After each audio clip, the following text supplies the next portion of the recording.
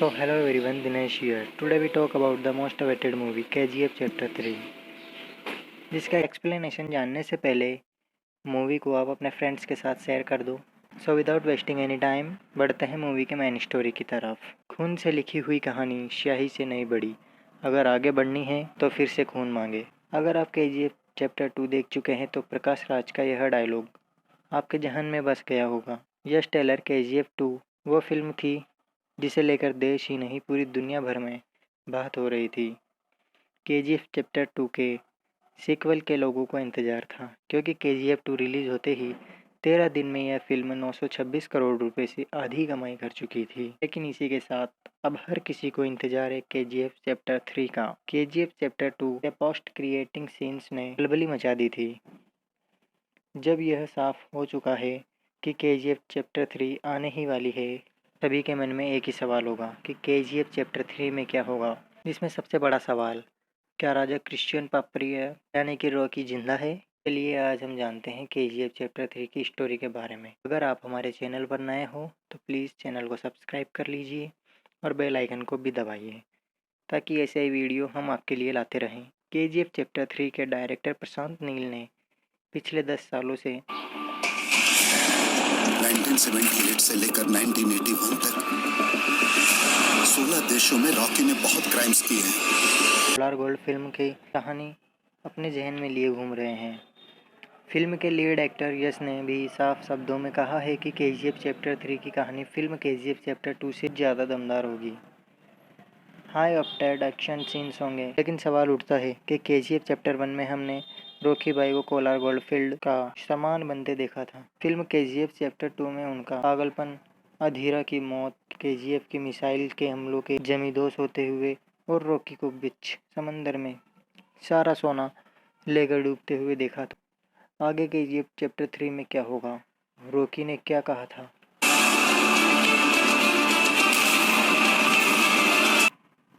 याद कीजिए। KGF chapter 3 की कहानी को समझना है तो पहले हमें फिल्म की फ्लैशबैक में रामकृष्ण पापेरिया को रॉकी बनते हुए देख लिया। KGF चैप्टर 3 की कहानी को समझना है तो पहले हमें फिल्म के फ्लैशबैक में जाना होगा, शुरू से शुरू करना होगा। हमने रामकृष्ण पापेरिया को रॉकी बनते हुए देख लिया था, यह भी देख लिया था कि उसके दिमाग में क्या है और वह क्या करने वाला है। कोई ना तो जानता है और ना ही कोई सोच सकता है। रॉकी ऐसा बना कैसे, यह जानना इसलिए ज़रूरी है क्योंकि इससे दो बातें साफ हो जाएगी। पहली तो रॉकी चाहता क्या है, और दूसरी कि रॉकी कहाँ जाकर ख़त्म हुआ। फ्लैशबैक में सीन्स याद करते हैं कि रॉकी ने बचपन में अपनी माँ से वादा किया था कि वह दुनिया का सारा सोना उसकी झोली में लाकर रख देगा। और दूसरा, जब माँ ने रॉकी को कहा था, मैं नहीं जानती तू कैसे जाएगा, क्या करेगा, लेकिन इतना जानती हूँ, जब तू मरेगा तो दुनिया का सबसे अमीर आदमी और ताकतवर इंसान होगा। फिल्म में बार बार दोहराया गया एक शब्द, आजकल की भाषा में कहे तो Rocky mama's boy. Concept clear, उसे पता है उसे क्या करना है और क्या करना चाहिए। उसकी जिद क्या है कि माँ ने जो वादा लिया था और उसने जो वादा किया था उसे हर हाल में पूरा करेगा। अब फ्लैशबैक का एक और झटका लेते हैं। बचपन में रॉकी से एक सवाल पूछा जा रहा है और हर बार उसका एक ही जवाब देता है। तब भी जब KGF 2 में गोली लगने के बाद भी बिस्तर पर होता है, सवाल, क्या चाहिए रे तेरे को। रॉकी की आंखों में घुमड़ते काले बादल जिद की चीख में बदल कर एक ही शब्द कहते हैं, दुनिया।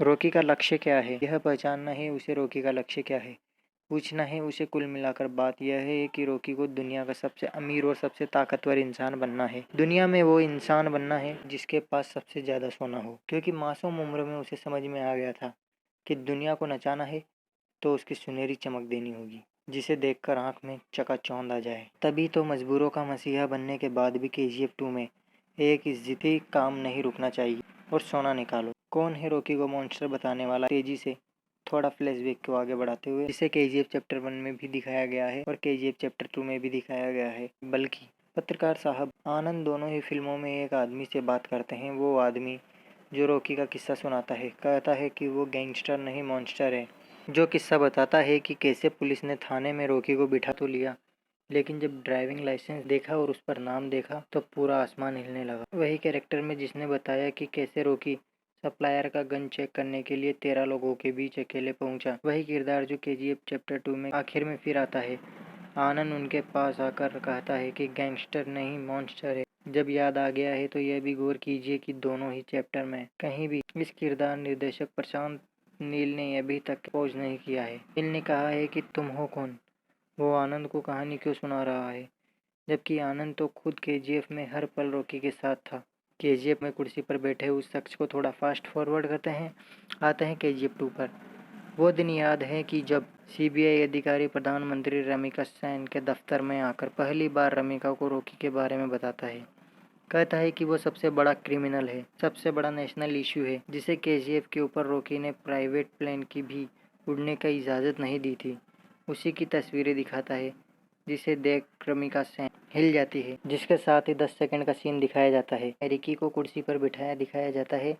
उसके हाथ में अखबार होता है जिसके हेडलाइंस में इंडियन बिगेस्ट क्रिमिनल और दूसरे हाथ में दुनिया की प्रतिष्ठित मैगजीन टाइम्स, जिसके कवर पेज पर लिखा है वर्ल्ड बिगेस्ट क्रिमिनल। जब तक रमिका सेन को रॉकी के बारे में पता चलता है तब तक रॉकी दुनिया की 16 देशों का सबसे बड़ा मॉन्स्टर बन गया है और 16 देशों में मोस्ट वांटेड है रॉकी। अब वो दिन याद कीजिए जब रॉकी दोबारा अधीरा के घुटनों पर लाकर केजीएफ को अपने हाथ में ले चुका था। वो केजीएफ में उन साथियों की लाश भी ले आता है जो अधीरा के लोगों के हाथों से मारे गए। फरमान की माँ दुआ देती है कि तुझे अब कोई नहीं रोक सकता। केजीएफ में जाकर खुदाई का काम शुरू होता है, तभी स्क्रीन ब्लैक हो जाती है और 1979, 1980, 1981 साल के आंकड़े दिखाए जाते हैं। कहानी 3-4 साल बढ़ जाती है। रॉकी केजीएफ को पीछे और इंडस्ट्रियल एरिया बना चुका था, लेकिन 3-4 साल एक ही झटके में प्रशांत नील ने गंवा दिए। उसमें क्या हुआ, क्योंकि इसके बाद रमिका सेन की एंट्री होती है। इसके बाद ही पता चलेगा कि रॉकी 16 देशों का मुजरिम है। केजीएफ चैप्टर 3 की कहानी मुख्य हिस्सा यही रहने वाला है।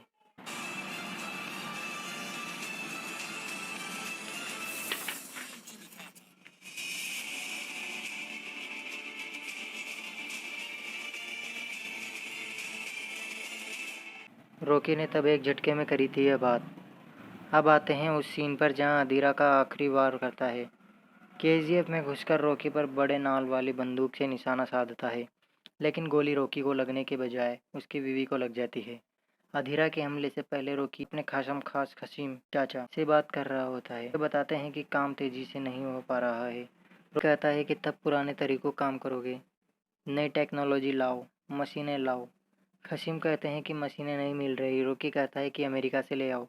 फिल्म के कायदे से पहला मौका है जब रॉकी के मुंह से अमेरिका सुनाई देता है। क्या मर गया है रॉकी? आइए, फिल्म के आखिरी सीन पर रॉकी जहाज में केजीएफ का सारा गोल्ड भरकर समंदर में जानबूझकर ऐसी जगह चुनता है जहां सारा सोना और खुद रॉकी 20,000 फुट की गहराई के ऊपर होता है। यहाँ हम दो बातें देख पाते हैं। पहली, रॉकी ने भारतीय अधिकारियों को फैक्स नहीं भेजा था, उसने अमेरिकी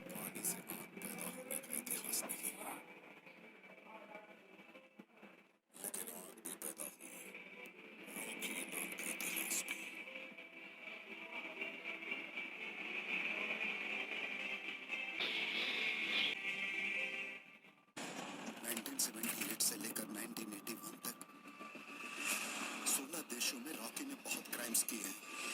की रॉकी भारतीय अधिकारियों को फैक्स नहीं भेजता था, उसने अमेरिकी और इंडोनेशिया के तटरक्षकों को भी फैक्स भेजा था और बुला लिया था। भारतीय जहाज़ों से हुई बमबारी को रॉकी को समंदर में सोना सहित दबते हुए दिखाया जाता है। फिर क्या रॉकी मर सकता है? शायद नहीं, क्योंकि रॉकी का कैरेक्टर है ही ऐसा। जहाँ से सबकी सोच खत्म होती है वहाँ से रॉकी की सोच शुरू होती है।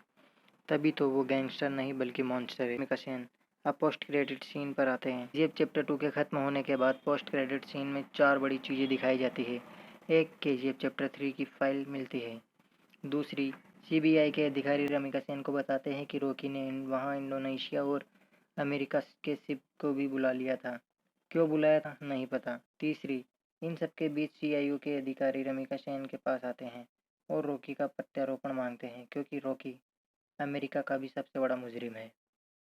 वो वहाँ कैसे मुजरिम बना यह भी नहीं बताया गया। चौथा, आखिरी बात, रमिका सेन के चेहरे पर एक इंप्रेशन इस दौरान ऐसा होता है जैसे कि वो कुछ जानती हो जो उसने किसी को नहीं बताया हो। वैसे भी पोस्ट क्रेडिट सीन में यह भारतीय वायुसेना और थल सेना के हमला करवाते हुए दिखाया जाता है। रमिका सेन को हमले के कागजात पर साइन करते दिखाया जाता है, जबकि कोलार गोल्डफील्ड सिटी में तो मिसाइल हमलों की जमींदोज है। रमिका ऐसा क्या है जो छुपा रही है? दुनिया चाहे तो इनायत खलील को मरना होगा। एक और बात, इनायत खलील अभी जिंदा है। रॉकी के केजीएफ के सोने पर पे सबसे बड़ा खतरा है तो इनायत खलील है। इनायत खलील ने रॉकी को धमकाया था, लेकिन वो अभी रॉकी के लिए खतरा है। ऐसे में रॉकी को दुनिया पर राज करना है। इंडिया नहीं, पूरी दुनिया का सीईओ बनना है। तो इनायत खलील के सोने के धंधे को ठप करना होगा।